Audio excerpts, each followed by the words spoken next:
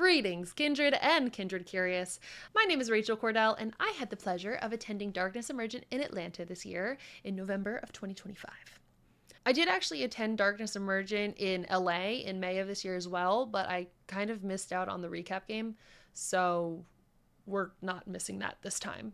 This video here is going to be part of a two-part series where I'm talking about all of Darkness Emergent, but this video is about the LARP, the roleplay, the story of Rowan Foster. If you're interested in learning about the overall experience of Darkness Emergent, then I would encourage you to check out this video over here, in which I'm going to go over the Darkness Emergent event as a whole and all of the different features that it has to offer. And without further ado, this is the story of Rowan Foster.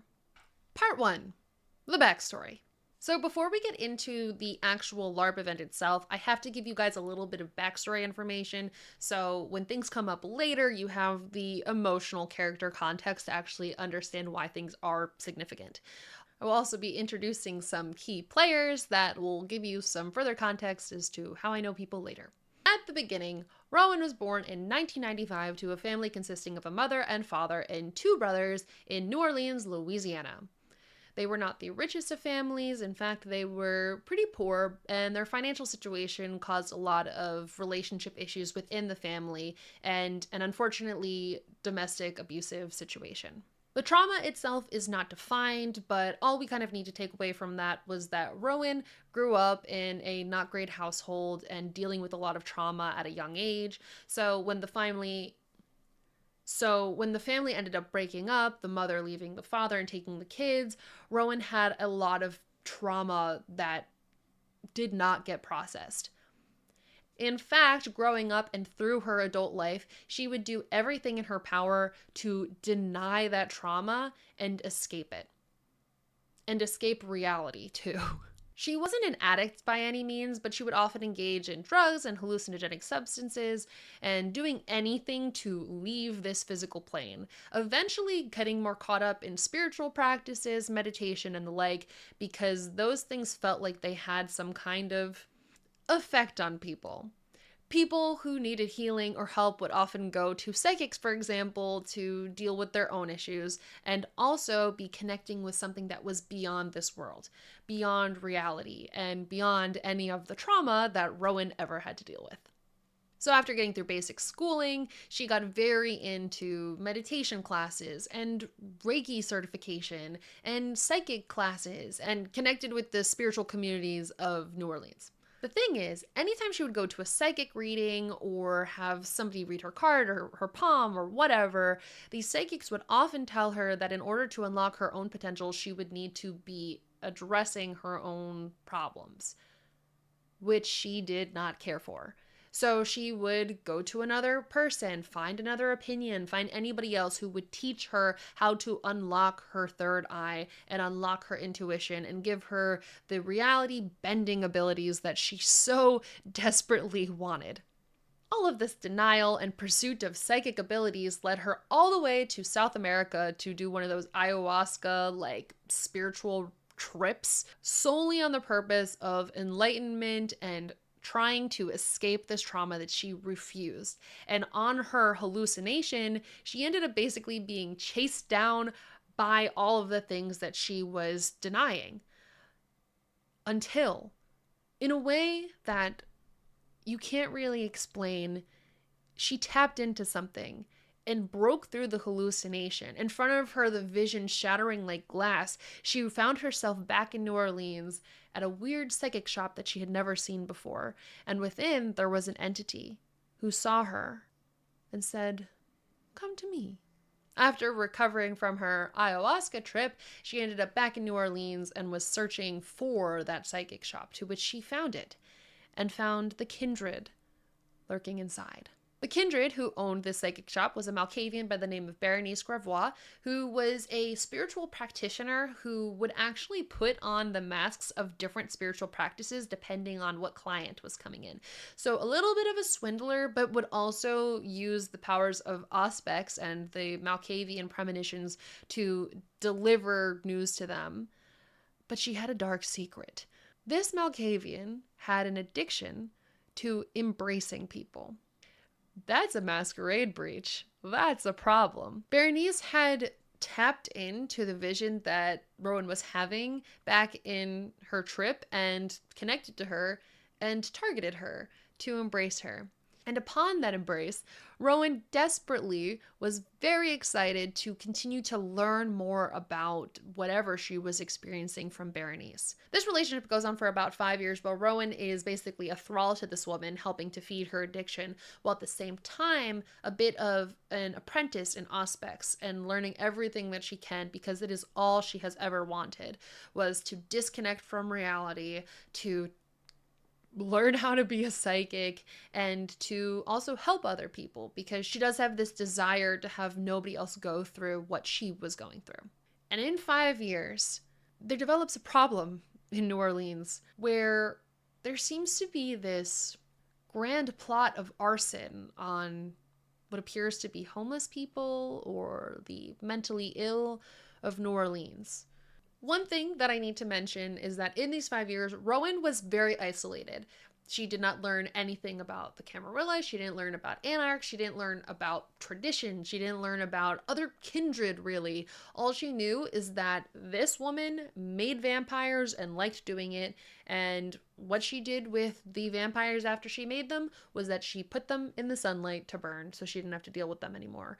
And Rowan knew that she was very lucky that she was still alive, so she just kind of listened to this woman.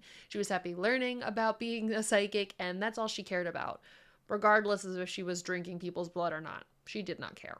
Rowan did not meet a lot of other kindred. In fact, did not meet any, except for one. And it was one man by the name of Caspian, a Toreador, who was really into psychics and ended up going to Berenice for a reading of sorts.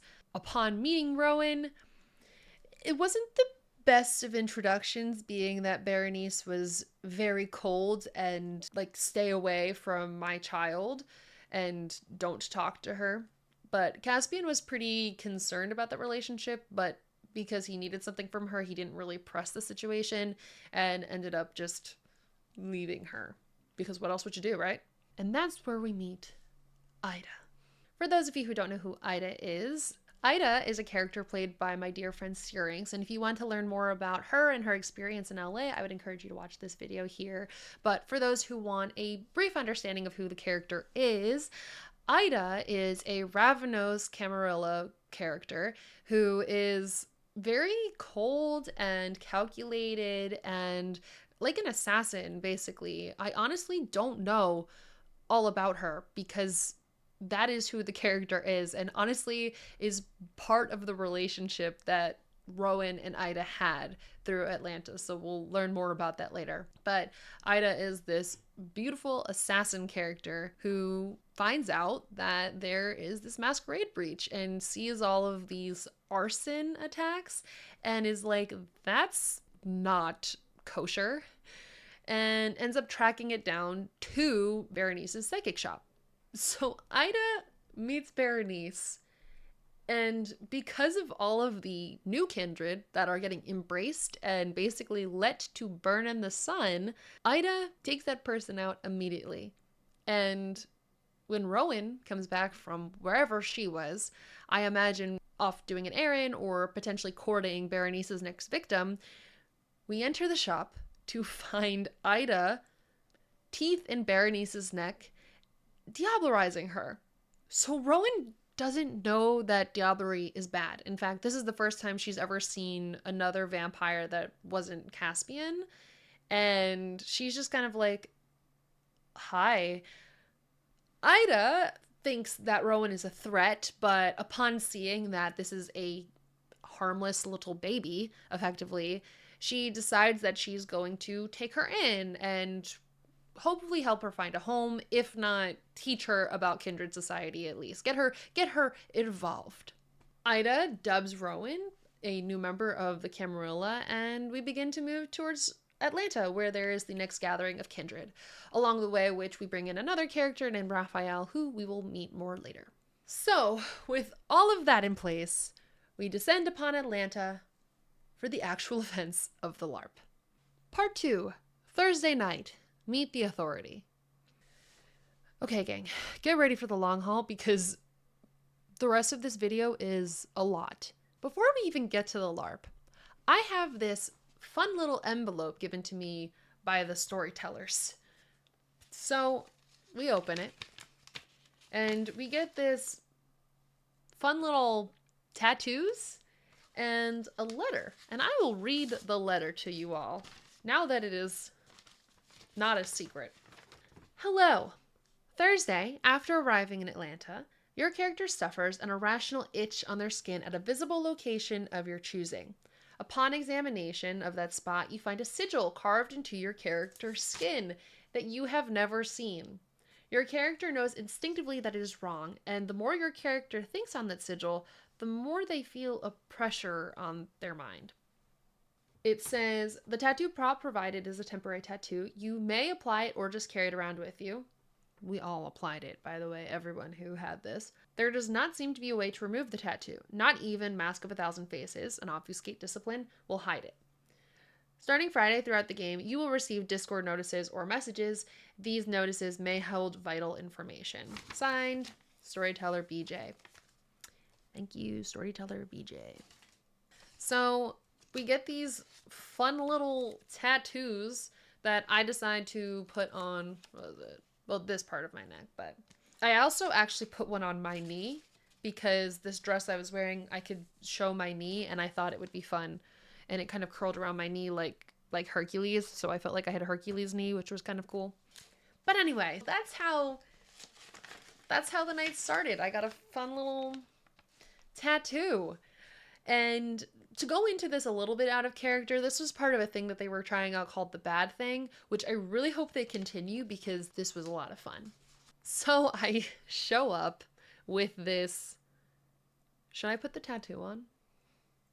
Why not, right? So Thursday night, I show up alone because I forget exactly why. Again, Ida was my travel buddy, so we were supposed to be together, but for whatever reason, we got separated for a little bit. Maybe Ida was off doing something crazy. I don't know. But I show up alone, and I'm a baby kindred, and I don't know who to talk to or anybody. So I just start looking for things to look at. And this place was beautiful. There were these big tall windows and you could see the whole skyline. It was at the top of the hotel that everyone was staying at. If you looked out over the horizon, there was this Ferris wheel and some of the lights weren't working. So I decided that it was communicating to Rowan. So how I started the LARP was looking at a Ferris wheel with blinking lights. And I just kind of stared there until either I got bored or someone talked to me. And fortunately, someone talked to me first. So Kieran is a thin blood, and I didn't know that they were a thin blood, and I would not have cared if they were, but I just know that because I got to play with their character in LA. They came up and interacted with me, and they were like, "It's pretty, right?" And I was like, "It's communicating with me." It was just this really funny moment looking off at the Ferris wheel, and they kind of pulled me away from the window and said, "Oh, what clan are you?" Found out I was Malkavian, which is, a shocker, and brought me over to introduce me to the other Malkavians. How's it looking? Oh yeah, close enough. You guys are getting the real experience. So we meet two Malkavians. We meet Uriel and Elodie. We get introduced to Uriel first, who is someone who I also played with in LA, and I love their character, but it was very cool to interact with Uriel from this angle, being a very new kindred. And Uriel was very eager to help out and kind of give the initial okay, you're very new, so this is what's going on. Do you know what the traditions are? Basic things like that, which Rowan really didn't really know all that much about. I mean, Ida did her best, I think, to give basic information, but I played it as though she didn't really retain that much information because she was kind of dealing with being rehomed, basically. So taking in all this new information, the idea of like kindred or any of that was a lot for her. And then we also met Viceroy, or Vice if you're nasty, played by the wonderful Vin Vox. And Rowan is not nasty, so I called him the Viceroy the entire time. By then, Rowan was meeting a lot of people, so she pulled out her tarot deck, which is kind of her comfort zone. And from her backstory, I forgot to mention this, but she learned from her sire to use her tarot cards to kind of keep the visions at bay and kind of have some kind of control over the Malkavian condition. So she pulls out these tarot cards. I did a tarot card reading for the Viceroy, and the cards that I pulled, I don't remember all of them, but one of them was the moon, which hold on to that moon because it is very important and prevalent throughout the rest of this game, I swear to you. But we pull that for the Viceroy, amongst a couple other cards, but overall the reading is basically there's a lot of deception. Make sure that you are listening before you speak or you may risk your success. And apparently that ended up playing out throughout the game, but I don't know. You could talk to Vin about that. After that, things kind of got pulled into the start of the event where the prince was introduced, and we were introduced to Tigurius and Victoria Ash, who we were celebrating the blood marriage of, which is a concept that Rowan knows nothing about, but other kindred probably know about it. There was this dance that was really cool, and by the time the dance ended up happening, Ida showed up. After that whole thing kind of resolved, Ida sees Rowan and is like, what is this on your neck? I leave you for a couple of hours and you have this thing. And Rowan's like, what thing? And just does not even recognize, like, she knows something is wrong, but she just wasn't even really aware of it. She immediately is like, okay, we're going to go to the prince to look at that. And that was kind of the first order of business. Before that, we did actually end up going to talk to Victoria Ash, who was played by the wonderful Miss Magitech Tracy, and Tigurius, who was played by the one and only Mark Meir. And we had this cool, very intense interaction where I'm this like baby little kindred meeting these very old, very powerful kindred for the first time. And it was just this very like intense experience. But they were talking about their blood marriage and how exciting it was for them. And when we walked away, Ida said, don't listen to anything that they say. They're lying. And Rowan didn't really understand why, because marriages are happy for normal people. Eventually and finally, we had an audience with the Prince of Atlanta, Prince Monroe. But when we did meet Prince Monroe, Ida asked what her name was, and she got really offended because we were waiting for a little bit, and she's like, you could have asked anybody what my name was. And Ida was like, well, I am new here, and I'm sorry I did not ask. I wanted to tell you about this thing that is happening with this kindred and is pertinent to the safety of your city. And it ended up getting like really heated very quickly. I didn't really know what to do in this situation because the prince is like, you know, scary, and Ida is also, you know, scary. But eventually, because Prince Monroe is also a Malkavian, she started to do some rune readings with these rose petals and little crystals that were decorating the table. And upon seeing that, that was where I could chip in because, again, Rowan was very skilled in all different kinds of spiritual practices, and I offered using my tarot cards as a way of supplementing this reading. And I did some card pulls, and I read that getting this information was actually going to be important to Prince Monroe, so she agreed to look into it. So she actually gathered Uriel over as well as me, and we did this, what she called pushing.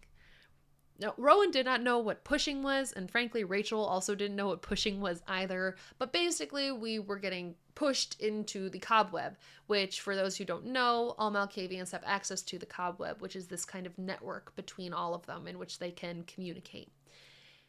In the cobweb, we saw some things. What we learned, or at least what Prince Monroe learned and then communicated to me, was that this mark denoted that something ancient saw me and was hungering and was going to eat me. Great. So right off the bat, we're in Atlanta, and now something wants to eat me. Great. Immediately across the cobweb, all of the Malkavians actually who were in play started feeling this, and we had this cool little message come up in our Discord from BJ, who's the storyteller for this plot, obviously, and basically everyone who was trying to use cobweb abilities from a lore sheet, which is one of the things that you get when you're building your character, you would suffer a willpower loss when you use those abilities of the cobweb. One thing that is important to know and will definitely come up later is that if you run out of willpower, your character dies. It's not like when you lose hunger, because when you get really hungry, you frenzy until you basically feed yourself. But when you lose willpower, you lose all senses of your mind and just straight up perish. Rowan did not know any of this yet, but this idea that something was hungering for her, well, she wasn't scared at first, because she felt that she had been through worse, but that's an obviously very naive take from someone who does not know anything about kindred society or anything relating to the supernatural of this world. So the first thing that we did was we connected with the sheriff, who was played by Fabienne, and she told us that she was going to look into it, and if we learned more, we were going to cross-communicate about what we found out, so everyone would be informed about what was going on. We wanted to look in to see if it was potentially blood sorcery, so we went and we spoke to Tigerius, who is a Banu Hakim and has access to blood sorcery, and he did look into what this was for the price of a boon from Ida, which pissed Ida off, especially because the information that he gave was that it's old, it's older than me, and I don't know what to do to help you, but it is not a blood sorcery. So no real new information there. So from that interaction there, the first of Ida storming off happens, and at first Rowan was scared, and I started to chase after her because I'm like, oh my god, no, where are you going? And then I stopped myself, and I was like, I'm gonna let her go blow off steam because she's pretty intense. This is where we kind of get into the window of things that I'm not really sure what happened, but stuff did happen. So there's going to be a couple of these windows where I just describe events, and time is weird, and I also unfortunately don't remember everything. One thing that happened during this weird time period was that I actually saw Caspian, and I went and was like, oh hey, I remember you, and he was like, oh yeah, I remember you. And he seemed pretty happy that I wasn't with my sire anymore, but he was busy, so we didn't really get a chance to talk too much, and I went off to do something else at that point. Probably a tarot read, because I did a lot of tarot reads when I wasn't interacting with anyone, which, by the way, if anyone ever plays a character that has tarot cards, best thing you can do if you don't know what to do is to just find a table somewhere and start drawing cards, because that's what I did, and I got a lot of interactions with people that unfortunately I don't remember all the details of all of them, but it was a lot of fun and I highly recommend it. So one of the things I did during this weird time period was that I went and found the Malkavians, since they seemed to be the people who were going to help me with what this was, and, you know, stick with my people and my people will help me. That seemed to be the vibe. Elodie had heard something that happened with the prince, and I ended up telling her that it was just me learning about this weird curse thing, and we don't really know what's going on with it other than the fact that some ancient entity is hungering, and if anybody else has these marks, they're probably also in the same danger that I am. And around that time, I met Duke Sebastian, who was another Malkavian who also was showing one of the marks also on their neck. Good placement. Rowan kept trying to ask questions about them, like, oh, like, does yours itch? Is it bothering you? Are you worried about this situation? But that just made them upset and started to kind of frenzy. So Rowan, like, backed off and ran away. At this point, I ended up meeting Prince Lucius Duquesne, who was an incredible person, and if you want to see a recap from his experience, you can check out this video over here. But this is when I met Lucius for the first time, and I did a tarot reading for him, and again, do not remember what the cards were about, the question that he asked, or anything of the like, but I remember it was a generally good tarot reading, and he was appreciative of it, so that went well. At that point, too, I believe Ida came over, and basically anytime I was alone for too long, she would show up and start questioning whoever I was talking to and be like, "Who are you? What do you want with Rowan?" And she definitely did that to Lucius at one point. But around this time, we meet another important character to this story. Oh, Toledo. Where do we begin to describe Toledo? He does a very good job recapping Toledo's experience in LA, which I will link here for you to watch if you want to learn more about him. But in short, for the time being, Toledo is Ida's boyfriend, partner, situationship. Difficult to say from Rowan's angle, but there had been this cowboy character that she kept catching the eye of, which mostly because of his fashion sense. I mean, she was dressed pretty interesting, but she was dressed for a dance that was happening later. He was a whole cowboy, which she thought was pretty cool, but I don't know. I guess vampires are that old and come over from the Western times. Like a time portal. That's pretty crazy.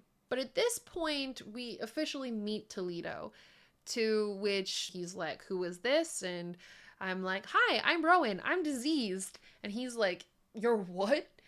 And Ida's like, "No, she's not diseased. She just has a curse," which, doesn't really help the situation. And there wasn't really a lot of time to ask any questions or get any answers because Toledo got pulled away into something else and then we got pulled away into something else. And again, this is another window of time where it's a little confusing. At this point, we're just going to jump to the next event that I remember happening at this point because this is one of my favorite moments that happened this weekend, and you'll know why in a second. So Rowan is alone at this point, and again, we're looking more into whatever this curse is, trying to find things out. I know I often would go and reconnect with Malkavians, but I ended up outside on the patio area again, and I was approached by Lucius, Damien, Toledo, and also Elodie, and she was bringing over a Tremere named Sully to kind of look in to see if this was more blood sorcery, but we kind of already had that answer. But everyone was asking me about the Malkavian curse. I felt kind of like a main character because everyone was asking me, even though I didn't really have a lot of information about it. But Lucius was very invested in it, and so was his seneschal, who was Damien, who was also present. Toledo was there mostly asking me about who I was. So it was this very funny moment where Elodie and Sully are trying to get information about blood sorcery, but they end up kind of moving away. And then Lucius is really insistent on learning more about this curse, and I'm trying to answer questions. Meanwhile, Toledo is coming at me and being like, "Okay, but who are you? And how do you know Ida? Did Ida ever talk about me?" And Lucius is coming in like, "Okay, but also tell me about the curse. Tell me everything. What's going on?" I am a Malkavian. So one of the things that's fun about being a Malkavian is that you can kind of be a little bit more floaty and not very concise with your descriptions. So, I'm telling the truth and I'm being honest, but I'm having fun with it. Out of character, which makes this all the more interesting, was that standing over my shoulder, out of character, is Ida, who is using heightened senses, which how you do that is basically you go to whoever you're listening to and you put your hand to whatever sight that you are detecting. And Ida was listening to this whole conversation as it was going on the entire time. And the best part about it is that Rowan in character had no idea that was happening. So as this is happening, Lucius, I guess, was getting frustrated that Rowan wasn't being direct and also wasn't giving a lot of information because Toledo kept interjecting with the "who are you" questions. So Lucius decided to dominate Rowan. And after a little game of rock, paper, scissors, which is how these things are determined, Rowan ended up losing. And why this moment is so funny is because at the moment of loss, Ida breaks into the moment and says, this is the symbol for out of character, "Are you okay with physical touch?" To which Lucius's player is like, "Yeah, why?" She dips. She just leaves and just runs away. And Toledo and Lucius are looking at each other like, is she gonna hit me? Like, what is going on here? I don't have a lot of time. The domination was tell me everything you know, which technically dominate can't do that, but I wanted to play it anyway, and Rowan's kind of not aware of everything that's going on. So I start talking and saying everything that I know in a more direct way. But in the time that they're kind of like, oh yeah, okay, back in character, Ida is already swooping in and going, don't you dare dominate her. What are you doing? Getting all up in his face. She turns to me and she's like, don't you ever look any kindred in the eye. They can dominate you and they can make you say things that you don't want to say. Make sure that you're looking between their eyes. Meanwhile, over Ida's shoulder, Toledo is talking to Lucius and basically being like, hey, listen, man, like that's my girlfriend and like we just kind of got to back off. I'm going to find out this information for you. Don't worry. Just hang on. By the time that resolves, Ida turns back around and Toledo is like, and stay out. And Lucius and Damien ended up leaving. And finally, for the first time, what became Rowan's adopted family was together.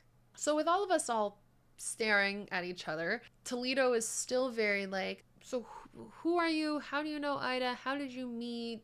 He's asking all these questions, and Ida really doesn't have the time to entertain this, so she kisses him to distract him, and he gets all flustered and leaves. And she's like, let's go move out of here. Too much just happened. I need to teach you how to not be dominated, apparently. We moved over to this other table, and Ida basically straight out says, I kissed him so he would just go away. He was asking too many questions, so I needed to distract him. And we continued to have a conversation about the curse and everything that was going on. But what was really funny about this whole thing was that Toledo ended up coming back sometime later, and he goes, you didn't kiss me to distract me, right? No, you wouldn't do that. And Rowan is dumbfounded. Now, this is a huge part of the plot that I experienced because I come from a bad home situation, and I am now adopted into a bad home situation. So seeing this go down, literally this guy who rightfully wants to know who is with his girlfriend and why she is traveling with her, getting kissed for distraction, hearing that is the reason that he was kissed, and then coming back and asking, did you kiss me to distract me? And then immediately self-denying, no, you would never do that. This blows Rowan's mind.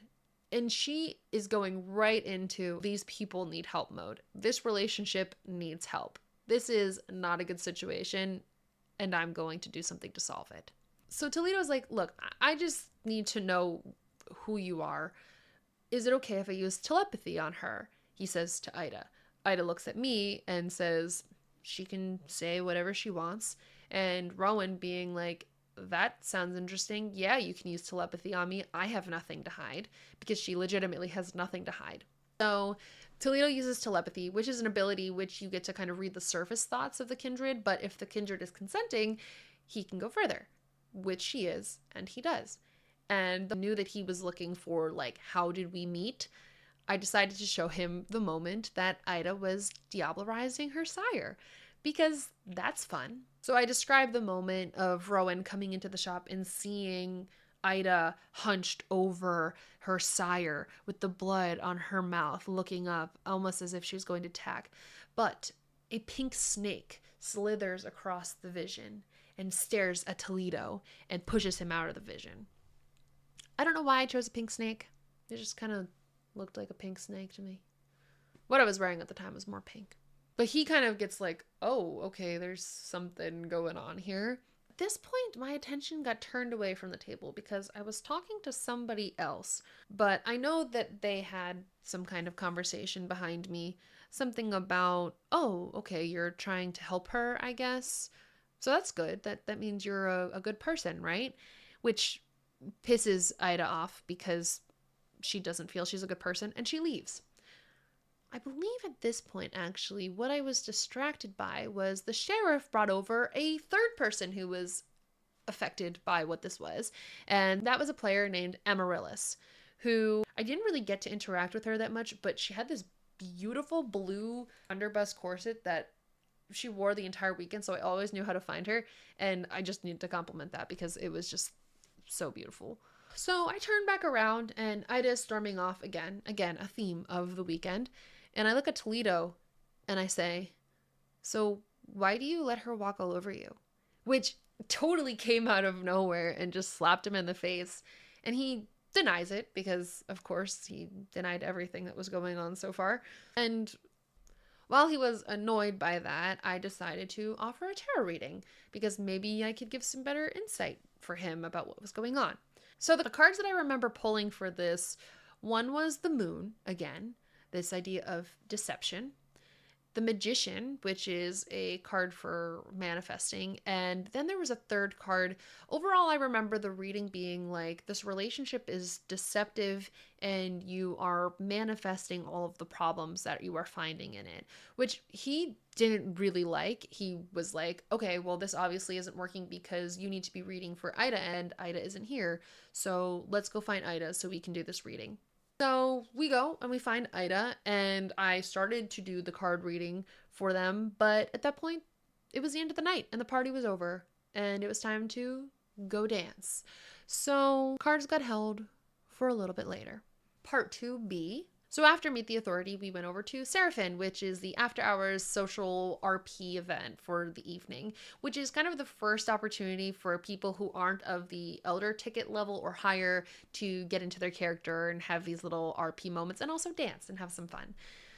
There was lots of music and dancing, and we were in character, and Rowan's having a good time with these big old sleeves. I mean, come on, check it out. But at one point during the night, Rowan notices that Ida and Toledo, who were previously dancing together, had moved over to the bar and were having a conversation. And she decided to listen in on what was going on. So I used heightened senses to listen to the conversation. And the gist of the part that I heard was Toledo being like, okay, so you're helping this new kindred that obviously makes you a good person because you're going out of your way to do this. But that was pissing Ida off, and she was saying, just because I'm showing this person to a new home does not actually mean I'm a good person. At that point, I decided to stop listening and just go over there because I could tell that Ida was about to blast off. So I used the Obfuscate Discipline Unseen Presence, in which you cross your arms in front of you to show that you are obfuscated and display what level that you have Obfuscate in, for those who don't know. And I watched Ida leave, and I unobfuscated and said, "Trouble in paradise," which scared Toledo because he didn't expect me to be there.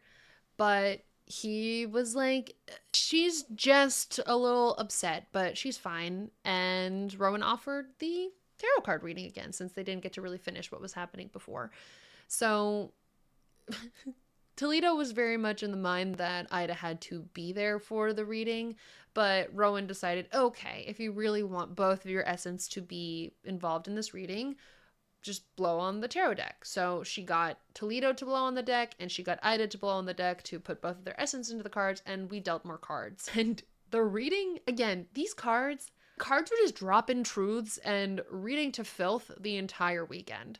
So the cards that I pulled for them were Justice, Wheel of Fortune, Tower, and King of Wands. And the way that I interpreted for them was basically that the relationship was going to be served some justice. The Wheel of Fortune was coming around, meaning that they basically just had to get through this to bring up new opportunities. The foundation of the relationship was not very strong, so it was going to collapse, but with both of their effort put into it, the passion was going to reignite, basically. Again, Toledo was not impressed, particularly that the Tower card was pulled and their foundation was not strong, so he didn't believe that the reading was justified and went to find Ida. And at this point, or maybe a little bit before, Victoria Ash was also floating around and was also interested in the reading, especially because it was about relationships, which I just felt was very appropriate. And she did ask me at this point that she wanted a reading the next day, which I was happy to oblige. So Toledo brings Ida over, and now with both of them together, they get a real reading, which is the Magician, the Ten of Wands, and the Ace of Wands, which I basically read as they're manifesting the problems of their relationship, and it was going to take hard work for them to overcome it. But before I could finish the reading, Ida got upset again and ended up storming off. And that was kind of the end of the night. I remember I kept trying to finish the reading, but there was a lot of emotions, and sometimes you just gotta let things lie. So the night ends there with a lot of aggression and Rowan just being very aware of how not good the situation is for her. And then we move on. Part 3. Official night 1, Friday night. Good news, everyone. We got mail. I wonder what it says. Ooh, timestamp cards. This won't be a problem. So Friday night starts with the family arriving.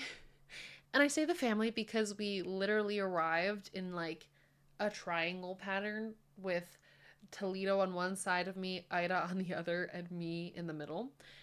Not a lot of people saw our elevator arrival because most people were waiting for the helicopter to arrive with the Methuselah ticket holders who had this really cool experience where they got to come in on a whole helicopter. But we showed up where everyone else was. There were faction meetings. Factions are a big part of the LARP in terms of kind of establishing larger coterie sizes for the players to engage with different storylines. I never went to any of the faction meetings, so I don't actually have any context on what was going on for the factions, so you'll have to hear those perspectives from other people, unfortunately. But we showed up to everyone in the congregation, and while we were waiting for things to get started, a little bit of RP began. I have to bring this up. I'll bring it up right off the bat. I don't remember where it started, but at one point, there were people who were standing around with drinks because there was a bar and people could get drinks. And I didn't have a drink, but I did have a ring on my finger.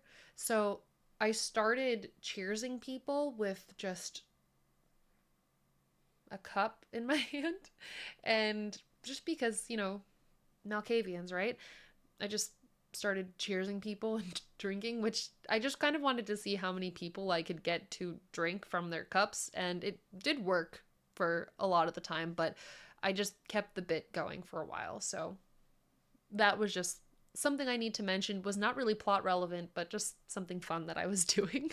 So the beginning of the night, there was kind of just general chatter while everyone was waiting for the helicopter to arrive. I did speak to a couple of Endtro by the name of Alex and Siobhan, who were interested in a tarot reading the night before, so I was very happy to give them one later when the time was right. I was able to finally actually have a proper interaction with a character named Raphael. Raphael was another person who was not very happy with Ida and Toledo's relationship. And from what I get to recall here, I was with Ida and Toledo, and something happened where Ida stormed off again immediately and went over to Raphael. So I'm standing next to Toledo. I have another moment here to ask him about the status of this relationship, because he is looking at Raphael, who has his arm around Ida. There was this introduction of the prince, who was now meeting everybody in the LARP, the reintroduction of Victoria Ash and Tigerius again, establishing the base plot that was going on. I heard none of it, because what I did hear was Toledo leaning over to me and saying, "Do you see that? Do you see how he has his arm around Ida? Do you think they're trying to make me jealous?" And Rowan, being here to apparently solve this problem, leans back over to him and is like, "Are you going to do anything about it?" And he gets this idea that he is going to do something about it, which I support. So as the introductions kind of wind down, Toledo ends up disappearing and Ida comes back over, and we're trying to learn more about the curse situation. Trying to see what more information we can get, how we're going to investigate it, so on and so forth. As we're having this conversation, Toledo comes over with Victoria Ash on his arm and starts to parade her around Ida, trying to make her jealous. Apparently, Toledo had gone to Victoria and asked her if she had any ideas of who would be interested in helping to make Ida jealous. Victoria offered herself, which created this very, honestly, humorous moment for me, because I was watching them over Ida's shoulder, just like, oh wow, that's a bold move. And Ida ended up pulling me away to go look more into the Malkavian thing. While we were looking more into that, I ended up sitting down with Siobhan and Alex to do the tarot read that I offered them, which was the first time that I actually got to do a tarot read that involved storyteller input, which was so much fun, honestly. So Siobhan had this question about her sire and how he was coming after her and what was going to happen, what she needed to do. The storyteller told me that Siobhan's sire was very low humanity and was using every last ounce of that humanity as well as all of the last of his assets to come after her. And basically, she was going to need to do something about it, or she was going to get cornered and probably was going to die. I loved getting to convey that to her in the cards. That was so much fun. And then I did another read for Alex, which wasn't storyteller influenced, but basically, I can't remember the details of that reading at the moment, but I remember it being fun just to do the tarot reading for both of them. And then after that, Victoria Ash came over and she had a question pertaining to this trial that was happening. One of the main plot lines of this game was this trial of Germaine, who actually, it was a storyline from another one of the Darkness Emergents earlier that I was not there for. So it was kind of cool that this plot line got to appear again. But Victoria did not want, but her husband, Tigurius, was going to be the judge and was going to rule over whether or not Germaine was guilty or not guilty for the crimes that he committed. And she was very worried that he was going to rule the non-guilty verdict. So for Victoria's card reading, I actually ended up pulling Judgment and Justice and the Three of Swords, which for anyone who knows the Three of Swords, it alludes to betrayal. So it did seem that the trial was not going to come up in her favor. So I laid that upon her lightly, but said that maybe there was hope and that the future is not set in stone and anything could happen. Spoiler alert, it came true. As I'm wrapping up this reading with Victoria Ash, my phone alarm goes off because ring ring, it's mail time. It's time for me to open one of my fun little cards. So I do. And it says, "Hello, Storyteller BJ here. Your tattoo itches. You feel an intense pressure and sudden connection to her through the cobweb, as if it is draining your blood and soul. Lose 1 willpower and gain 1 hunger. You know instinctively that should your will to live be quelled, i.e. you reach willpower 0, you will die a true death. You sense that the pressure will continue to build, and next time will no doubt be worse." So I'm sitting here in front of Victoria Ash and 2 very nice Endtro, all of a sudden not feeling so great. And feeling that in character, I immediately start to panic because, oh God, I'm in trouble. My first thought is immediately to go to Ida, who I stand up, look around, can't see. Okay, Malkavians. So I go and find the Malkavians, and I look for Uriel, who is carrying ashes, apparently. And I didn't get this message because I was tuned into the cards, but the Malkavians were drawn to the elevator where they found some ashes. When you looked into the ashes with Spirit's Touch, which I did, even though I probably shouldn't have and should have just listened to what they said about how it hurt them, we got this vision that showed a Malkavian who succumbed to their willpower loss and ended up dying. And by looking at it with Spirit's Touch, I lost another willpower and another hunger. So near immediately from the time that this thing went off, I lost 2 willpower and gained 2 hunger. So I was in trouble. So I started looking around again for Ida, at this point for Toledo, for anybody, and who comes up but Caspian. And Caspian comes to me and says, "Hey, I talked to Ida. She said that I could use your help for something. I'm working with the Midnight Congregation, which is another faction, and we're trying to look into the word iconoclast. Can you look into that?" And Rowan, being very eager to help and also down to willpower, says, yeah, that sounds great. So I do a premonition, and the storyteller gives me this vision in which I look into the eye of the Midnight Congregation mask, which was the pin that he had on his lapel. And as I looked into it, I went into the eye, and then there was another mask. And I went into the eye of that mask, and there was another mask. And I went into the eye of that mask, and there was another mask. And I went into the eye of that mask. And that kept happening and happening faster and faster until my nose started bleeding. And I gained another hunger. So near immediately, I was down 2 willpower and up to 4 hunger because I did not start at 0. So things were really bad. And my nose is now bleeding. And Caspian looks at me like, oh, you don't look good. And Rowan's like, I don't feel good. Where's Ida? So Caspian takes me to find Ida. We still can't find Ida. We see Toledo. Oh, I can go to Toledo. So we go over to him and we're like, hey, so she's not great. She's very hungry and needs to eat. 4 hunger, baby. It is not good. 5 is where we're very dangerous and we get to frenzy territory. And I'll be honest, I don't know if Rowan's ever frenzied before. I don't know. I don't think her sire would ever want to deal with that.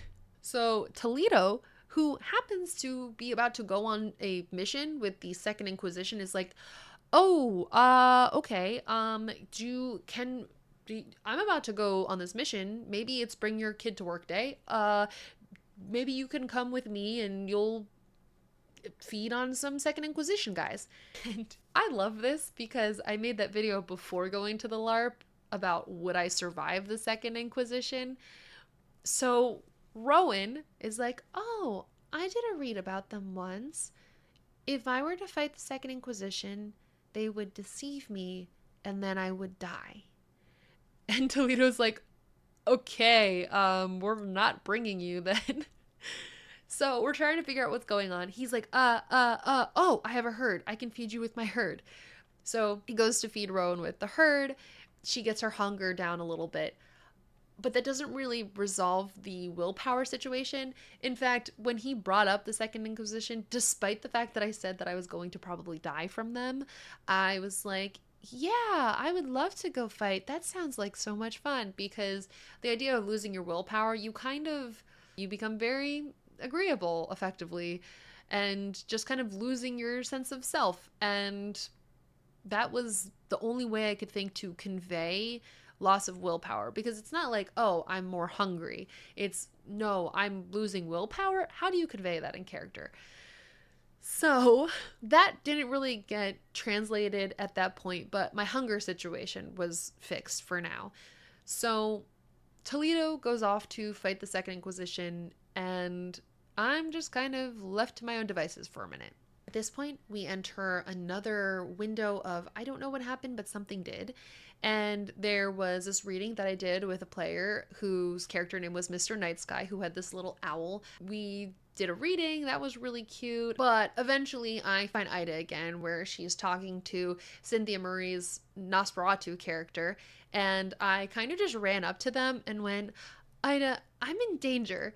Which resulted in this very funny moment because Cynthia just goes, and that's my cue to leave, and obfuscated and dipped.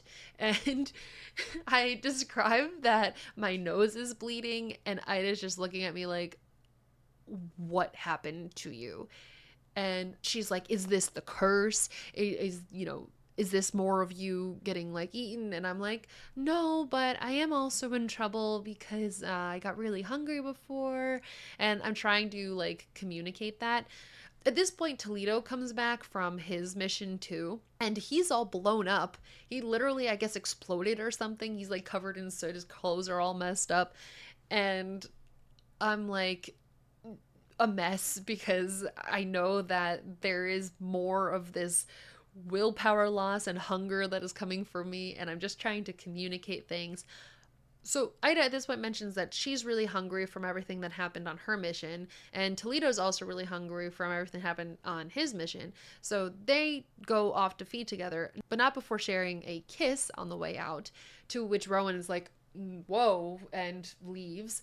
And behind my shoulder, Toledo says, no, Rowan, watch. I want to show you what a good relationship is, which honestly, I didn't really hear that, and thank God I didn't, because Rowan's really not into watching them kiss just because she knows the relationship is really bad. I ended up finding Ida and Toledo out of character and being like, hey guys, so my willpower is draining, and I don't know how to tell you guys that. So I learned a new word to describe my willpower as getting lost, which is I am impaired. So I kind of go back into the gameplay area, and eventually they finish feeding and they come out again, and I'm like, hey guys, I'm feeling impaired, which signals that there's an issue, and Toledo actually has an ability to help restore willpower. Thank God. So Toledo uses his ability, which is called Panacea or Panacea. I'm not really sure of the pronunciation, but basically it allows you to give willpower back to players. And with that restoring 1 point of my willpower, I feel a little bit better about the situation. Now I'm just down 1 instead of 2. And at that point, I get to do a reading for another character named Liv, who Liv I had the pleasure of playing with also in LA with my different character. So it was cool to play with her in this character as well. And I did the reading for her. I can't remember the details of the reading exactly, but at the end of it, Toledo was saying, so you should do that reading for her for free because you're a good person and you want to do good things. And Rowan, having been a psychic in her life, is like, well, I mean, I can do it for free, but I mean, if you want to give me something for it. And Liv ended up giving a trivial boon or a minor boon for it. I can't really remember at this point. But Toledo's like, so close. So close to making her do the right thing. Which, is it the right thing? There's opinions on that. But with that reading being over, Toledo says to Rowan, if you go and find more Malkavians, I can also help restore their willpower since this is kind of a bigger issue than just you. And that's what I decided to do. So I go over and I find the Malkavians, which I find Uriel again, which Uriel is not one of the Malkavians that has the mark, but is very involved in solving it. I find Uriel, and they are with a Bruja named Cal, who has this statue, which the statue, it was depicting a woman and a spirit who had come together, but at the base of the statue, it had the same kind of tattoo or rune thing on the bottom of it, which meant it had something to do with what was going on with all of us. Uriel looked into the statue and determined that we needed more information, potentially from a La Sombra with a high oblivion stat. And they suggest looking at Camilla, who is a very powerful La Sombra, and also happened to be nearby. So we go over to Camilla after she was done with the situation that she was dealing with, and we have her look into the statue, which unfortunately she didn't really get more information about it. But in exchange, I offered her a tarot reading because she said she was concerned about some stuff and was looking for one. So I did a reading for her, and this ended up being another storyteller influenced reading. So the situation that she was asking about involved the Camarilla dealing with the Sabbat, which is another organization that was in the city. And they both had hostages and they were looking to exchange the hostages, but the Camarilla was worried that the Sabbat was going to be violent because that's what the Sabbat does. So the storyteller gave me the information that the Sabbat was actually pretty chill and they weren't going to be violent as long as the players determined that they weren't going to be violent when negotiating with them in this exchange. In fact, all they really wanted to do was get their hostages and get the heck out of there safely. So provide that to the Sabbat and things will go smoothly if that's what you want. So I communicate that to Camilla, saying that as long as the Camarilla is not violent, they would not be violent in return. So keep things kosher and things will be kosher. At the end of that reading, TikTok, mail time, oh boy, another card. Basically says the same thing, lose 1 willpower, lose 1 hunger. Once again, I am more hungry and less willpower.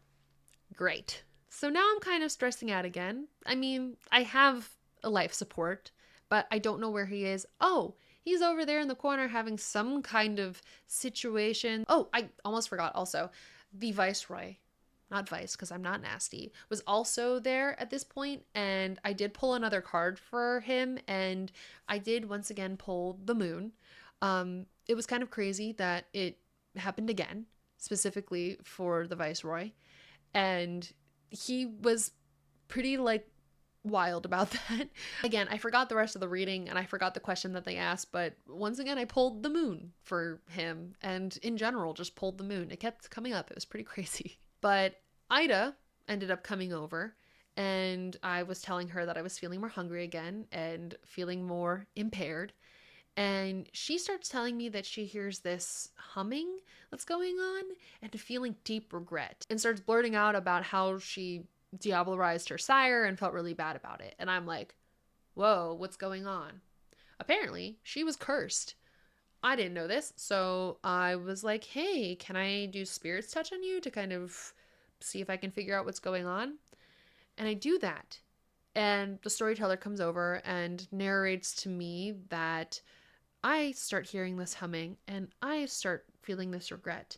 And I can see this location of this ritual site in these subway tunnels. And as I pull out of this vision, the humming doesn't go away, and neither does this feeling of regret, as Ida's curse had passed on to me. So I start expressing, oh yeah, I can hear the humming too. It sounds like, ah! I feel terrible about that. And Ida feels really bad that she realizes that she gave the curse to me, and she gets so upset that she actually ends up flipping the table over and knocking this candle off the table, which, out of character, the candles were supposed to be real, but it fell off the table and it knocked the battery out, and I just thought this was funny, so I go over to the battery and I picked it up and I read that it says AA on it, and I go, ah! Yeah, that's what it sounds like. At that point, Toledo came over just at the time that I made that pun, if you would call it a pun, and apparently was disappointed by it, but I don't know, I thought it was funny, which I'm just here to entertain myself, so is what it is. But yeah, Toledo was there, and I'm like, oh, good, you're here.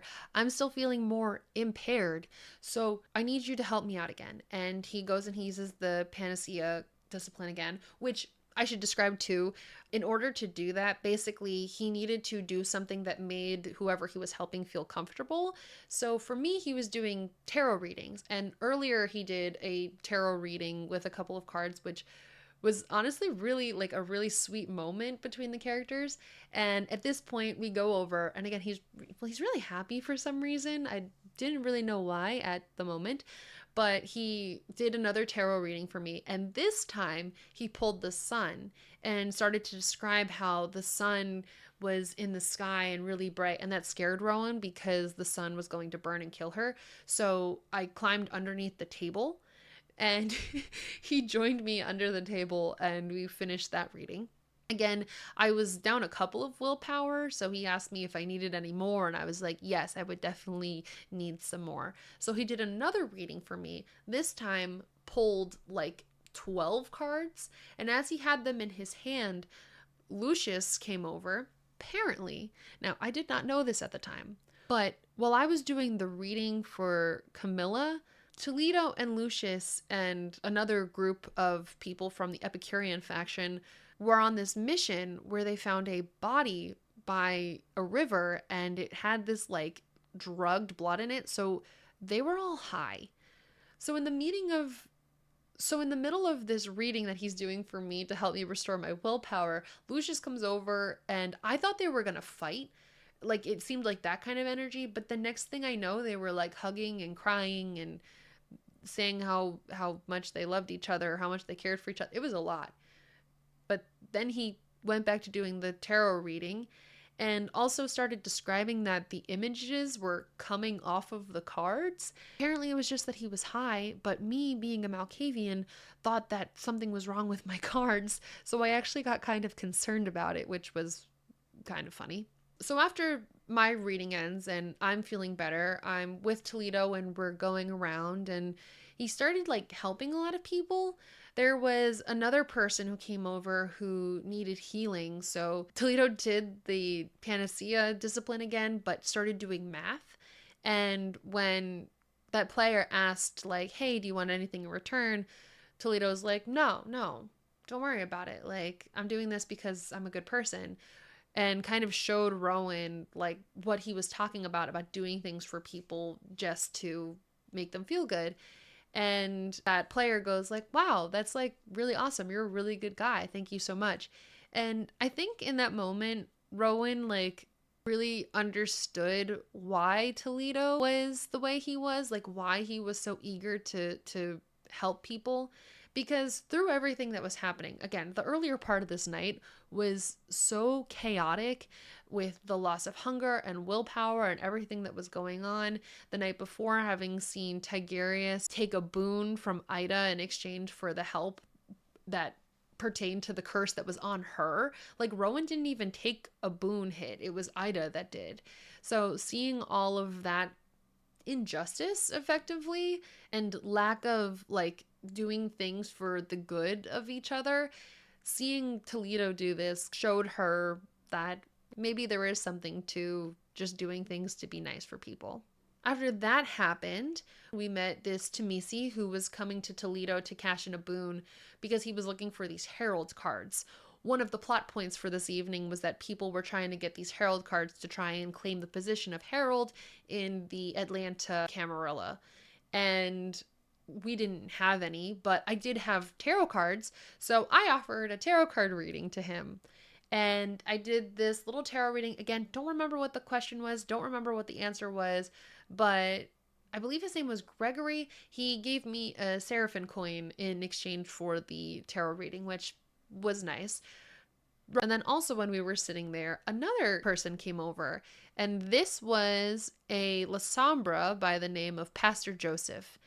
And he saw the cards, he thought they were really interesting, and I believe he actually saw the tail end of the Tsimisi's tarot reading, and then he was like, do you want to see a card trick? Which, one, Rachel's interested in seeing a card trick, but two, Rowan was very interested in seeing a card trick. So he went and he got an actual deck of cards and he did this card reading.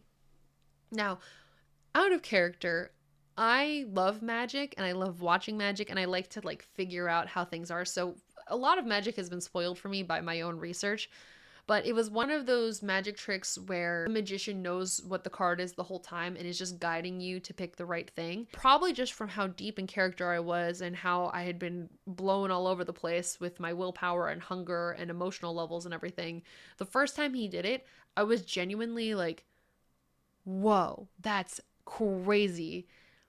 Then he did it a second time, this time offering it to the Simisi guy, and he also did it, and he visibly like figured it out and was like, oh, okay, I know how it is. But meanwhile, Rowan is like, wow, this is so cool. So Pastor Joseph, seeing that Rowan is super amazed by this magic trick, offers a lesson in choices and the illusion of choices. And at this point, Gregory, I think, kind of moved away, and Toledo sent over his friend Abbott, who is another player by an awesome guy named Rob, who came over to check on Rowan to make sure she was okay while this lesson was happening. So Pastor Joseph does another version of the magic trick where you very visibly see, you choose this, we take this away. Okay, you choose this, this one stays. And he basically shows her that the entire time he knew what the card was and he was guiding her to pick that card. And she is just like, oh, okay, kind of playing this like, again, Malkavian, not really sure if she gets it or not. After he leaves, Abbott is sitting there and he's like, so are you okay? And she, again, we have this curse and this humming that's been going on. She turns to him and goes, I feel really bad. And he's like, why? And she's like, well, the entire time that he was doing that trick, I knew what he was doing And I feel like I should have told him, but he was really excited about it. And I just feel really bad. Like, I felt like I should have told him. Basically, regretful that she played up how surprised she was by the magic trick.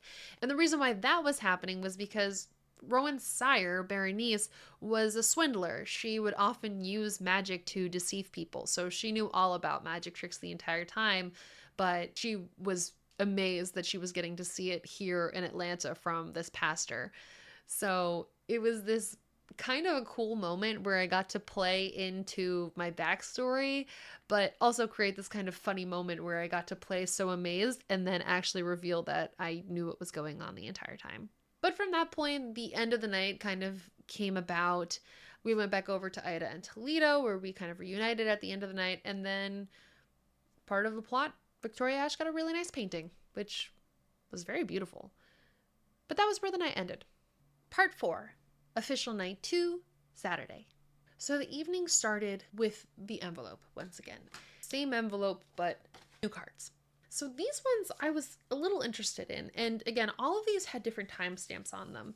The times that they were 8 o'clock, 10 o'clock, and end of game on Friday. But the ones for Saturday said 9 o'clock, 11 o'clock, and game end. The problem was 11 o'clock and game end were the same time. So I knew at some point I was going to need to go to BJ and be like, hey, so what's up with these time cards? I'm confused. So the venue for this night was different than the night previous. It was the Legacy Test Kitchen, which was this beautiful venue, but it was definitely a little bit more tighter than we were used to the previous 2 nights, and definitely more elbow to elbow. So there's a lot of people and not a lot of space. Which, for the amount of people that we had, it did end up working out pretty nicely, and I felt like there was a lot of engagement because of the people that you just kind of had to be around, which was really cool, actually. So I started the evening on the second level of the location because there was just more space up there to begin with. But when I was up there, I was immediately introduced once again to Pastor Joseph. Apparently, the Malkavians told him that he had messed with me the night before, so as an apology, he was offering me a spot at this delegation. And I'll be honest, I didn't think that he was messing with me with that whole magic trick thing, especially because he explained the magic trick and how he wasn't actually deceiving me. So I took the spot on the delegation because why not? We love getting a job. At least that's how Rowan saw it. I get invited to the delegation, which happens to be the meeting about the exchanging of hostages between the Camarilla and the Sabbat, which I thought was awesome because I did a card reading about it, so I knew that the Sabbat were going to negotiate well. One thing I didn't expect was that Camilla was now negotiating for the Sabbat. And I was like, okay, so with me on one side and her on the other, I guess it's going to work out fine because we both know that as long as nobody draws blood, there will be no blood. So I actually told that to Pastor Joseph and another person who was in the delegation whose name is Saphister. Basically, I told them about the reading. I told them that as long as we weren't violent, they wouldn't be violent and everything would be okay. But other than that, I felt pretty useless to whatever this conversation was going to be because Rowan knew nothing political, which I think kind of made it more fun, to be honest with you. Being that I was a Malkavian and had high aspects, Saphister asked me if I could look into one of the people on the opposing delegation, Dr. Eloise, because they believed that there was something that I was going to find in her aura, either some kind of domination or blood bond or general allegiance to someone who was controlling her, basically. Rowan, again, does not really understand all of the disciplines and their abilities, so she's just kind of like, yeah, I'll see what I can find out, and then realizes that she doesn't have the aura reading discipline. But then I believe I passed Ida at one point because I tell her that I got a job. And she's like, what do you mean you got a job? And I'm like, yeah, I got a job at this delegation. And she's just like, okay. But I ask her if she knows anybody who can read auras because I need someone who can read auras. And She tells me that Toledo does. So I go and find Toledo. I tell him that I need his help reading auras. He says, okay, just tell me where the person is. So I go back to find Dr. Eloise. I can't find her. And in all of this back and forth, and somewhere in the middle of this, I look out the window and I see BJ and I go, oh, I can ask him about these cards so I can find out what's going on. So I go out to him, and as I go outside, I see Lucius standing there with the statue from yesterday. And he has it over his hand and he smashes it into the ground into like a million pieces. So I'm standing there with my ticket, about to ask when I'm supposed to open this first one. And BJ says to Lucius, well, you can't tell if anything's different, but it seems that the evil has been dissipated. And then he turns to me and says, that dark feeling is gone. And I go, I was going to ask you if, well, one of these said 11 and one of these said end of game. And he's like, it doesn't matter.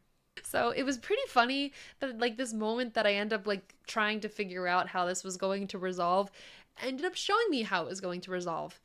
And immediately I went into a bathroom and rubbed off my tattoo, which I'm not going to do right now, but I did. And on my way out of the bathroom, I ended up seeing Ida, and she sees me and she's like, hi, how are you feeling? Is the curse bad? And I'm like, well, I don't think I feel itchy anymore. And she notices that the tattoo is gone.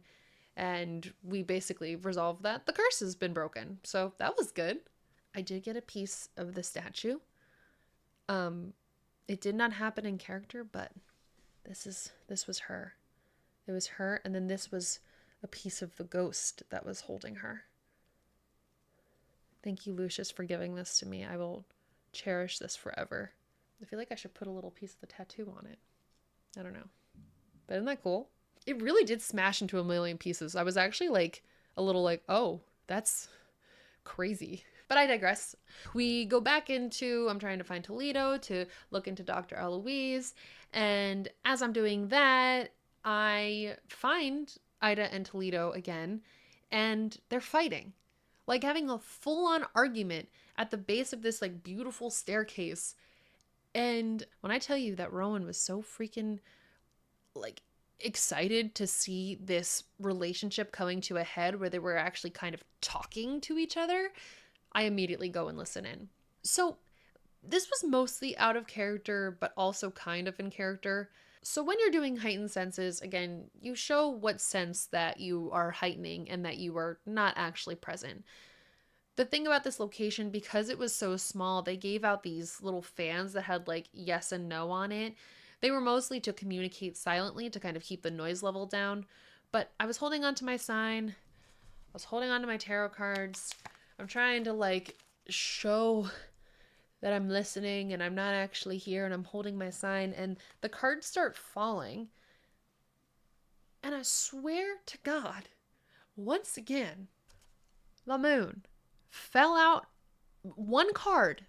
This card fell out of the deck while I'm sitting here trying to hold my fan and listen.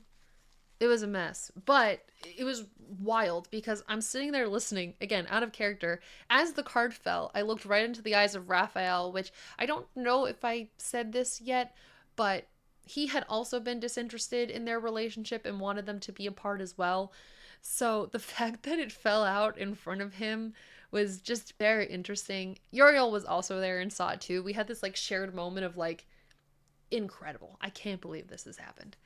But again, whether or not it was in character or not, technically not, because I technically wasn't there, but who was counting? I consider it in character. That was fun. But most of the things that I hear from their conversation is Ida going off about how she was manipulating him and using him the whole time, and that the relationship wasn't real, and she was just this terrible person, and he needed to get away from her. Toledo responds with, you're right, you are a monster, and you're a bad mentor, and girlfriend, and person in general, and they're just fighting. At this point, Rowan stopped listening, because it was the culmination of everything that she saw happening between them at this point. Between Ida being off doing all these missions all over the place, how she talked to him the entire time, and how it seemed like she was just walking all over him. For her to finally say all of this and admit all of this to him, she was kind of fed up. Because not only was she not communicating it to him, she brought Rowan into this and never really told Rowan anything. In fact, throughout the entire weekend, Rowan kept kind of trying to check in with Ida, and anytime she said, "Hey, are you okay?" Ida would just say, "I'm fine," which anyone with a 21st century comprehension of mental health knows that that's not okay. And as it turns out, that comprehension of mental health is not very popular amongst people who are old, particularly kindred. So Rowan backs out of that, stops listening to it. She can't really handle it. And at this point, the delegation begins to kick off. So she goes and sits down at the table at her new job. And it was really funny because these delegations at Darkness Emergent are very serious. The last one that was happening at LA was between Anarchs and the Camarilla, basically negotiating how their relationship was going to work. The finer details about that I'm not entirely sure about. And once again, this is a very serious thing. And everyone is going around the table and saying, "Hi, my name is so-and-so of this clan and this title, and I'm here negotiating for the Sabbat," or "I'm here negotiating for the Camarilla." And Rowan goes last. And I just say, "Hi, my name is Rowan. I'm a Malkavian and I have a new job."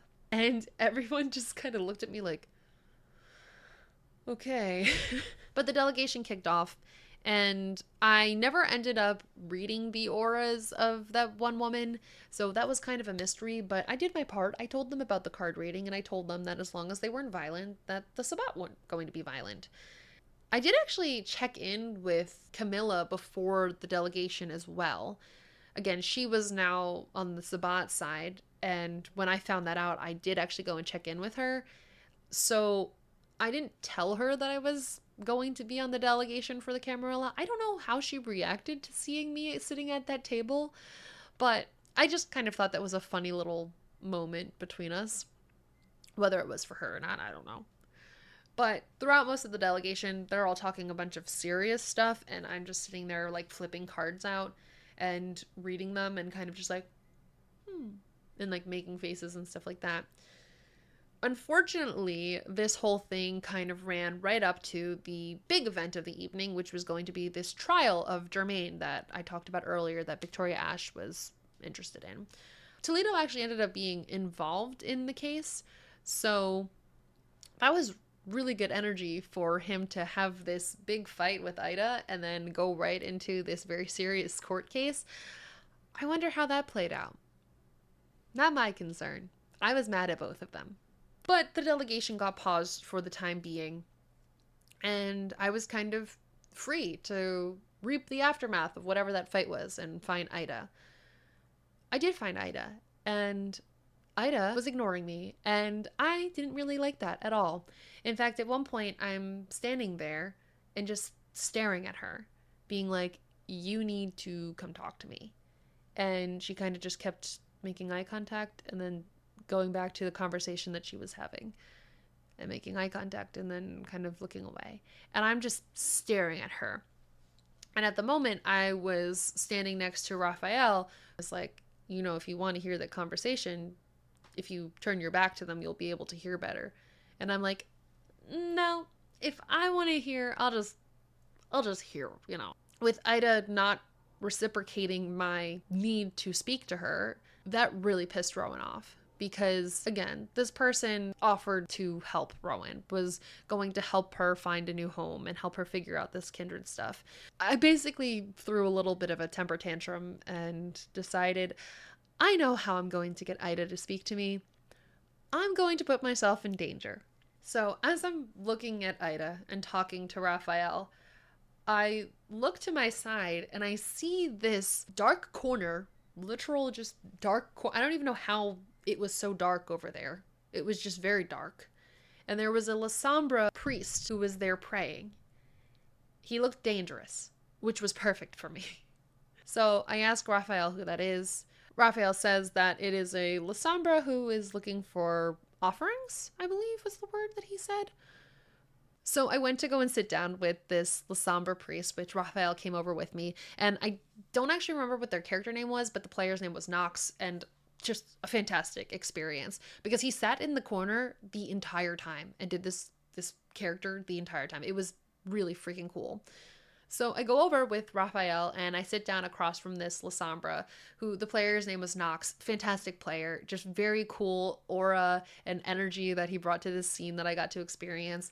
And I wish I remember more of what the conversation was about, but he was basically kind of probing me to see like who I was and what I was looking for.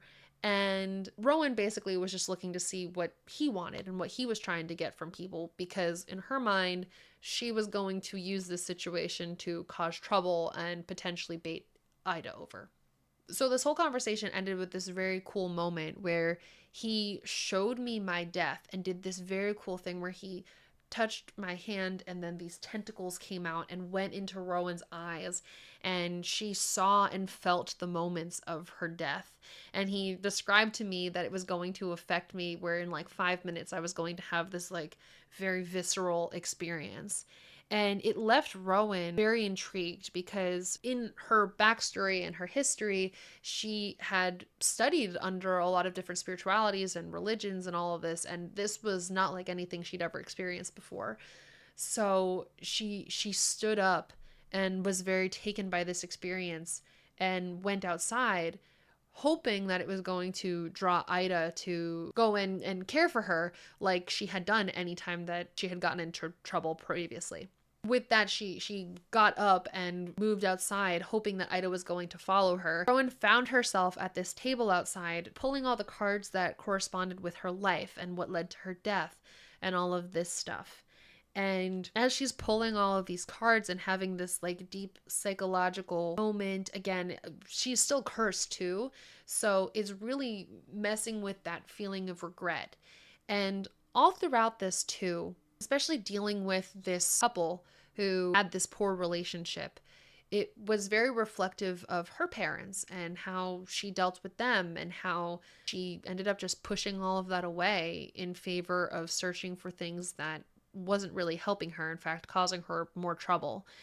And she's pulling all of these cards and feeling this regret and this feeling that she wished that she had dealt with her dad. She wished that she had confronted him herself instead of running away all of her adult life. So much so to the point that she died running away from him. And as she's feeling all of this and pulling all these cards out, we got to meet a wonderful character named Corazon de l'Amour, who was played by Durs. And Durs is a good friend of mine. And Durs played this incredible character. He was a toreador and he was just flamboyant as all hell. In fact, all of the outfits that he had were these like really cool, like cut up clothes. Just such incredible vibes. This last night, he was literally wearing a picture around his neck as a necklace, like a full frame. It was just so flamboyant and so crazy. But he comes up to me, and we had met at the Seraphim night, so this wasn't like an initial meeting by any means. But he was like, "Oh, like, what is all of this?" And she's like, "It's my death. It's everything that led up to my death." And she's feeling all these feelings. He goes, "Well, no, like, there is so much life to live. There is all this stuff that is going on. Like, we have to experience things, and we have to share these experiences with everyone." And that kind of made something in Rowan's head click. And it was like this appreciation for the death that she experienced and this moment of like clarity about how she had been running away this entire time. And the regret that she was feeling is something that she needed to feel. And she looked at him and she was like, "Oh my gosh, that makes so much sense. Thank you." And she picks up all of her cards. Ida never came, by the way, which she was still pissed about, but there was still this internal revelation that was a lot more important at the moment.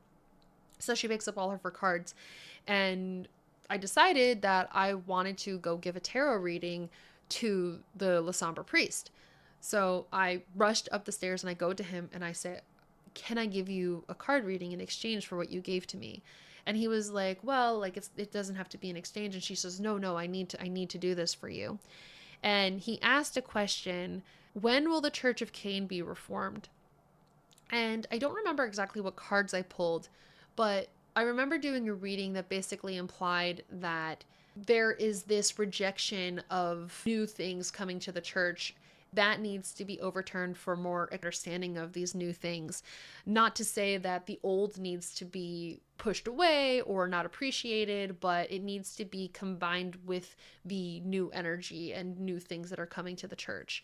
And he didn't really seem super happy about that, but it seemed like it was a pretty good reading. At that point, there was an exchange of gratitude for the card reading, and she asked, what are you trying to do here? And he said that he was looking for people who were looking to engage with the abyss. And Rowan didn't agree to anything, but she was heavily considering it because she was like, this guy is danger, and I want Ida to feel bad that she didn't come to check on me after I was engaging with this person. So she doesn't actually do anything with him, but ultimately she did really like him, and she liked his perspective and vibe. So for the remainder of the night, she was kind of like considering like, do I actually agree with him? I don't know. At this point, the trial that was happening actually wound down, and the ruling ended up being not guilty, which, again, crazy that I predicted that with a card read the night before. But anyway, at that point, I was near Raphael, who I remember saying something like, oh, like Toledo's going to be really happy about the trial going in his favor, because that was the side that he was arguing for, Jermaine being not guilty. And I just remember feeling as Rowan so like angry and ready to talk to him. And I just said, when he's done with me, he won't be. And as I'm starting to walk down the stairs to go talk to Toledo, Pastor Joseph comes and finds me. He's like, hey, we're doing the delegation in 5 minutes. So I kind of held my tongue and went back upstairs to go and finish the delegation. It ended up going exactly as I told, because I told both sides basically that if we both work together, it will be fine. So how that resolved basically was both of the prisoners, hostages were exchanged, and the Sabbat basically had a week to get out of the city with Camarilla protection, and everything was going to be fine. So with that resolved, I was like, hey, is it cool if I get out of here? And they let me go. He later said that I was important to that, but I don't think I was. But it was nice that I had a successful job there. That was good. So with that job completed, with the trial completed, we get to the climax of this whole situation. Rowan beelines it for Toledo, who is standing at the top of the stairs at this point over by my La Sombra priest friend. And she just basically starts walking around him like a shark. She started being like, so, I heard you guys got in a fight. I saw what happened. Are you going to go back to her? And he's telling her that, they broke up. Like, no, I'm not going to go back to her. And it was this really cool kind of conversation where Rowan was really trying to get him to fight for her. Because if he really wanted her, he couldn't let her walk over him like she had been the entire time. So she was pushing him like, are you going to go back to her? Well, you shouldn't go back to her because that's what she wants. Which, again, sounds backwards, but the whole thing was to kind of get him to do it himself, not because she wanted him to come back. Because Rowan knew that Ida was actually in love with him. She basically kept challenging the relationship and being like, it's not good for you. She just walks all over you. You don't stand up in that relationship. It's not a good idea to go back because she's just going to get what she wants. All throughout this, by the way, people kept coming up to Toledo and congratulating him on being successful in the case. And he kept saying like, yeah, see, like people appreciate me. And Rowan's like, yeah, you should have people appreciate you for the things you do, not just because you're following orders. And she just kept pushing him. And I wish I could have recorded how good that conversation was, because it was this very interesting dynamic between the two. From the beginning of Toledo meeting Rowan, it was kind of this, oh, she's this baby kindred that doesn't really know anything. She seems kind of aloof, and she kind of keeps finding herself in trouble. She has this curse. Now I have to take care of her. Oh my God, she's really hungry. I have to feed her. I have to take care of her. Ida is teaching her to be a bad person. I have to correct that. I have to show her how to be a good person. All the while, she was just watching him and how he was handling this relationship and how he was losing himself to the relationship. And she was correcting him on how to stand up for himself. And it was this moment where it seemed like he recognized that, oh, I actually need help from this person, and realized that she was actually just trying to help him the whole time. Even though the stuff that she was telling him wasn't fun to listen to, it was true, and it was what he needed to hear. Unfortunately, the conversation didn't necessarily resolve, because Corazon came by with another kindred who was actually part of Lucius's, like, coterie. And so they come by and they're like, hey, we're going to go get high on that body by the river again. Do you guys want to come? And Rowan, again, is somebody who used to partake in getting high and stuff like that, was like, oh, there's drugs? Yes, let's proceed with this temper tantrum and getting into trouble. That sounds like a good idea. And she basically, like, cuts off the conversation to go and get high with Corazon. Toledo would have come to get high with us, but he was waiting on a call from Theo Bell, who was this very important anarch character who was basically congratulating him on the success of the trial. So Rowan goes off with Corazon to go and get high. And when she returns, she goes and finds Toledo. And she wants to finish the conversation, even though she ended it in the first place. But she's high. We bring back the cup bit, which I loved. And she basically goes back into it about how, like, you shouldn't get back with her. It's not good for you. She's going to walk all over you. As she's doing this, Ida actually came outside, saw them speaking, and then hid around the corner. But Rowan saw this and is like, Ida, I know you're there. I know you're listening to us. And Toledo's looking at her like, I know you're high. Like, you're just seeing things. And Rowan's just like, no, I see you. I saw you. Are you going to come out and you're going to talk to me? Or are you just going to keep hiding? And Ida ends up coming out and joining us in the conversation. And Ida just wants to talk to Toledo, but Toledo's like, I'm not speaking to you until you talk to Rowan. Rowan's like, oh, are we talking? I'm glad that we're talking now. And she goes inside expecting Ida to follow. Ida does come and follow. So this whole thing came to a head where Rowan is high and hallucinating and kept, like, I kept doing things like swatting at things in the air and getting people off my shoulder. But ultimately, Rowan is just going off at Ida and is just like, you treat me like a child. You treat me like I need to be taken care of. And, like, yeah, I'm new to this whole vampire kindred thing, sure, but I don't need life help.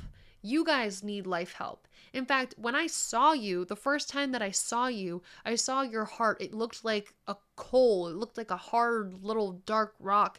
And I knew that you needed a friend. And so I decided to come with you, not because I needed your help. I mean, sure, I needed to learn more about this kindred stuff.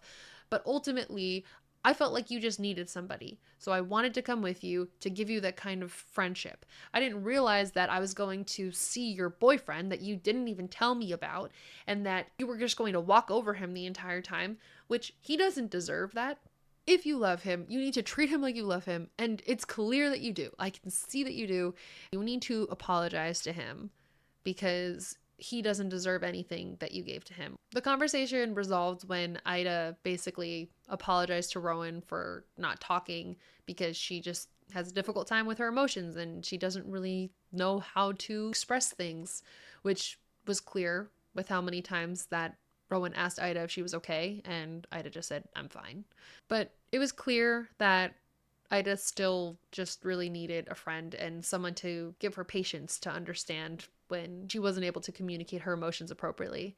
Rowan was like, okay, I'm not mad at you anymore. but you do need to apologize to Toledo. And can I have a hug? And Ida was really hesitant about the hug, but ultimately agrees. And it was this very like end of a movie hug between like the really social friend and the really not social friend, where Rowan just had like her arms wrapped around her and Ida was just like there. There was also one last piece of advice that Rowan gave to Ida before they went back outside, which was basically like, you should congratulate Toledo on the case that he won because it'll make him feel like you appreciate him. So they go outside and Rowan leaves them alone. Just kidding. She obfuscates again and goes and watches them make up because that's all that she wanted to see this entire time. Their makeup was this really sweet moment that she got to witness, and it was very like full circle for her because it was something that she never got to see her parents do in her life, which was make up and talk about their issues. Ida basically admitted that she did have feelings for him, but she didn't know how to communicate them. Toledo basically said to her, "You said that you were using me, but that's impossible because I'm useless," which was really funny. But he also apologized that he wasn't listening to her, and it was just very clear the things that they needed to work out with their relationship. But they had this really touching come together moment. And at the end, it was this very sweet thing where she tried to kiss him. And he said, "Are you kissing me to distract me?" And she said, "No, this is how I'm showing you that I want to be with you." And they kiss. And I kind of touched on this earlier, but anytime that they kissed before, Rowan would not look, or she would turn away, or she would leave. But in this moment, she watched them like kiss and she unobfuscated. And I dropped a very incredible line. "So I guess the gang's all back together." And they were surprised that Rowan was still there. And we had this very nice kind of wind down conversation. Ida and Rowan were still affected by this curse, so they were still kind of dealing with this conflict, this remorse and regret that they were dealing with. But as they were talking about all their feelings out loud, it kind of allowed for this very like open moment between all of the characters finally.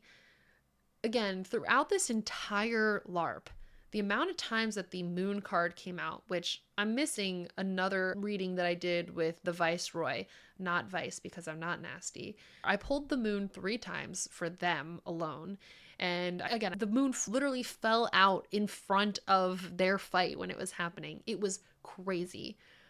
But through all of that illusion and through all of the deception and all of that this weekend, this moment was raw and honest as these characters started to kind of plan out what their next moves were. And it was very sweet. One of the things that they started to talk about was where they were going to go next and if they were going to stick together. And Rowan decided that she was going to stay with them. Particularly, they talked about going back to New Orleans. And particularly Rowan, who, again, as much as she learned from this, she also is affected by the condition of being a kindred. So not all endings are truly happy because she decided her next move was that she wanted to go back to New Orleans to kill her dad. That kind of evolved, we'll say, to her kind of coming to the realization. Throughout the weekend, she had learned about ghouls because the Viceroy had a ghoul with him.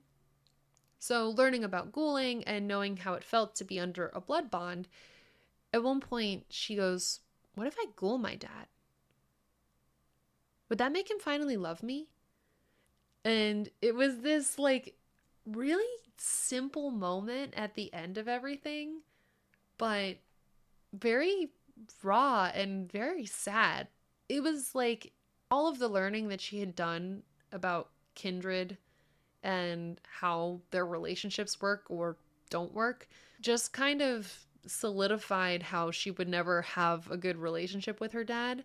And if she wanted to have one, it was going to be on her own terms. At one point when we were talking about what we were going to do with my dad, Ida stepped away and Toledo said to Rowan, I'm actually okay if we kill your dad, just don't tell Ida. There was also this moment where Toledo wanted to establish a boundary, being that he knew that she had diablerized Rowan's sire, as well as her sire, which she had kept saying throughout because of the curse and her regret towards that situation. He basically was like, here's a boundary, no more diablerie. And Ida was like, you're going to tell me who I can diablerize or not? And it just kind of came down to it. Rowan suggested maybe a softer boundary to start those lines. At the end of everything, we did find out that the Arsene Society, which was the faction that I was actually in with Ida, even though, again, I didn't do any of the faction stuff, they resolved the curse. The curse was part of their mission. And in the ritual site, there was this jar of bones that Raphael gave me. And the reason why he gave it to me was because Rowan showed such interest in what the La Sombra priest was talking about. So he respected her and wanted to give her something from that mission.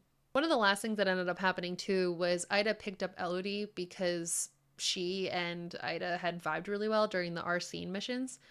So we had a fourth member of this new little group who was going to travel. So that was kind of fun.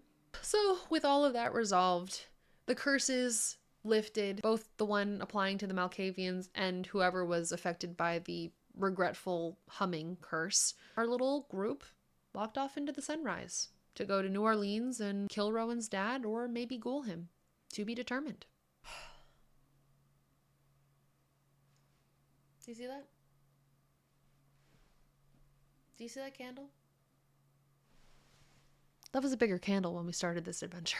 Thank you guys so much for watching. If you have gotten this far in the video, hopefully that means you watched the whole thing. And if you did that, I really appreciate you. I really appreciate getting to share this story with you because there's something about these LARPs that is really like lightning in a bottle. These stories are just so raw and natural, with everybody just being a character and bouncing off each other and creating all of these very cool, interesting, dynamic, deep situations that you just really wouldn't find anywhere else.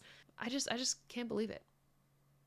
Like when I made Rowan, I'll be honest, I didn't expect her backstory to tie in so much. I knew I was going to interact with Syrinx's character Ida. I knew I was going to be interacting with Bully's character Toledo. I knew I was going to be dealing with their relationship, but I didn't expect the reflections that I was going to have in character, especially because my entire character arc was denying and not dealing with any of the trouble that I had. Of course, that's why we set up those traffic cones, for us to run into them, because that's what makes an interesting story.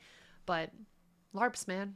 Just a couple shout outs that I want to give here. To any player that I interacted with at this game, I need you to understand that I had so much fun with everything that I got to do.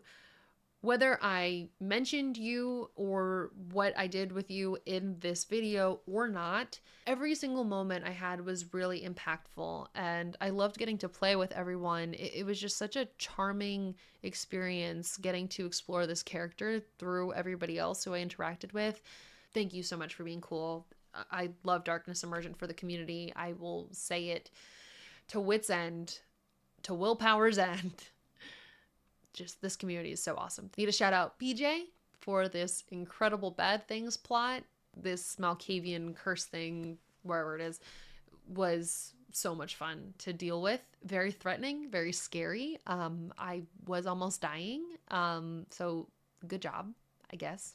If you're still listening to me talk and you want to hear more recaps from this weekend, I highly recommend you check out any of these videos that I'm suggesting. All created by wonderful people telling wonderful stories, and I highly recommend you watch them all the way through like you did mine, which I still am so grateful for. Thank you. Also, if you want to learn more about my Darkness Emergent experience in general, everything about the event overall, and that kind of stuff, you can go ahead and check out this video. Thank you guys so much for watching. I have been Rachel Cordell. If you want to follow more of my journey across the internet, you can go ahead and follow me at Rachel Cordell everywhere. I'm also on Twitch as Majora's Rose if you like gaming content. Once again, thank you guys so much for watching, and hopefully I will see you at the next Darkness Emergent. See you then!